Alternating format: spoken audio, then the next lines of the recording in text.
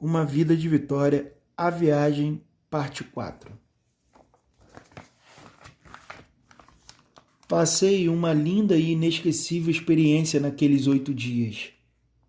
Tive a oportunidade de me despedir de minhas 2 irmãs, porque minha verdadeira mãe também faleceu logo em seguida. Portanto, tenho muito a agradecer a Deus pela oportunidade de revê-las e passarmos momentos tão lindos. Sei que um dia partirei deste mundo para o outro e espero em Deus estar com minha vida preparada para esse dia. Naquela viagem, só não vi 2 irmãos, Lourenço e José Piaba. Tenho também meu amado irmão Manuel. Este mora no Rio de Janeiro. Hoje, moro perto da casa que era da minha irmã Ia, e somos muito felizes. Depois de 2 anos, viajamos, deixando a cidade grande pelo pequeno povoado de Juazeiro. Obrigado, meu Senhor Jesus, por tantas maravilhas e porque tem nos dado uma vida de vitória. 1000 vezes obrigado.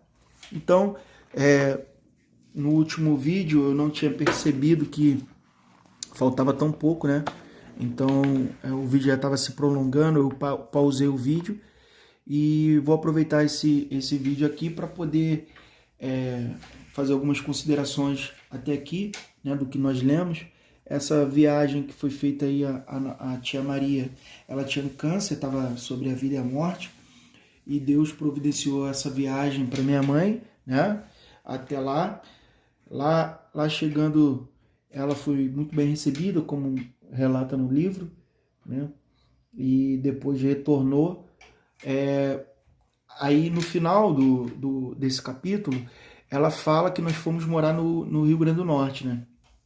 Eu acredito que depois que meu avô teve esse reencontro com ela, e depois do falecimento da minha avó também, né? Meu avô ele tinha uma casa lá, que a casa, na época, era uma casa grande, né, num povoado chamado Juazeiro, povoado com não mais de 500 pessoas, muito pequeno, muito isolado de tudo, mas um lugar onde eu fui muito feliz, morei lá por 5 anos, é uma outra história.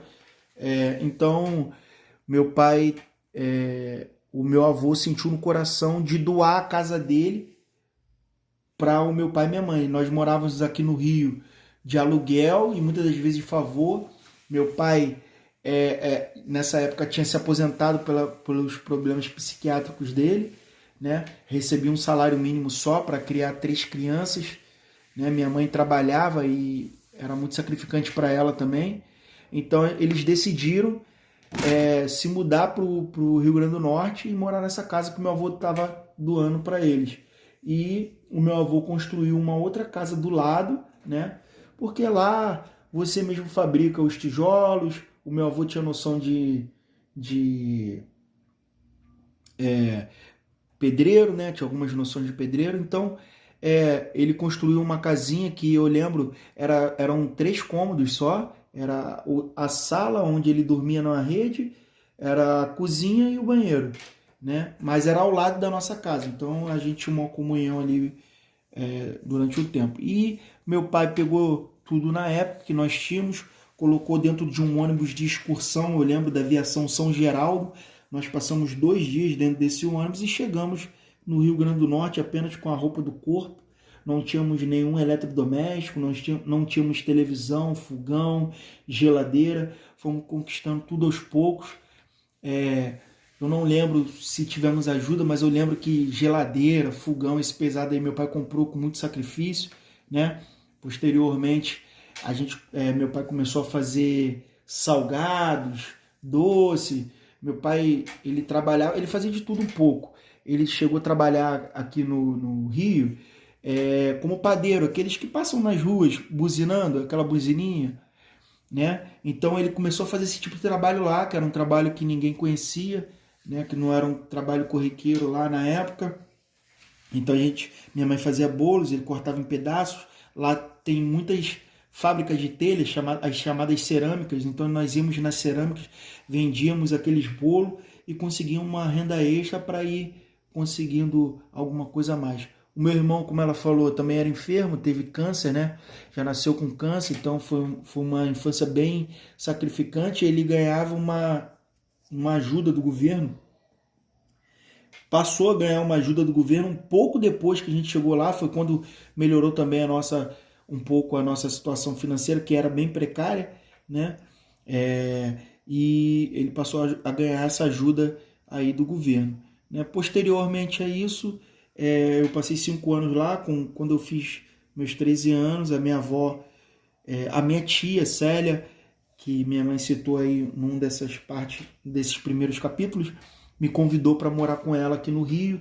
A vida no Rio era realmente muito menos sacrificante do que lá, até para mim mesmo, que naquela época, mesmo com 12, 13 anos, já trabalhava. Então, o trabalho no Rio Grande do Norte é um trabalho árduo, é um trabalho pesado, até para se deslocar é complicado, né? É bem cansativo, sol a pino, só tinha bicicleta, muitas das vezes nem bicicleta tínhamos, mas chegamos, eu vim para o Rio e eles ficaram lá. Mas eu acredito que ela, não sei se ela botou nesse livro, porque em 2012 que esse livro, provavelmente ela pode ter botado, eu não sei. Eu confesso a vocês que eu não li o livro todo, estou lendo com vocês. Minha voz embargou um pouco nesse capítulo, né? Porque realmente é emocionante, é uma história muito, muito bonita, a história da vida dela. E vamos ler juntos, por isso que eu chamei todos para ler juntos, porque eu não li todo, eu já tentei ler, mas não consegui. Eu me emociono e acabo parando, porque realmente foi uma peleja, mas Deus deu vitória. E aí eu vou vendo aqui conforme for, né? E o que eu achar que aconteceu, que tenha uma certa relevância, que eu possa contar aqui, que eu possa colocar aqui para vocês, eu vou colocar para que vocês saibam e para que contextualize com o que ela escreveu, né? Mas é isso aí, tamo junto e Deus abençoe.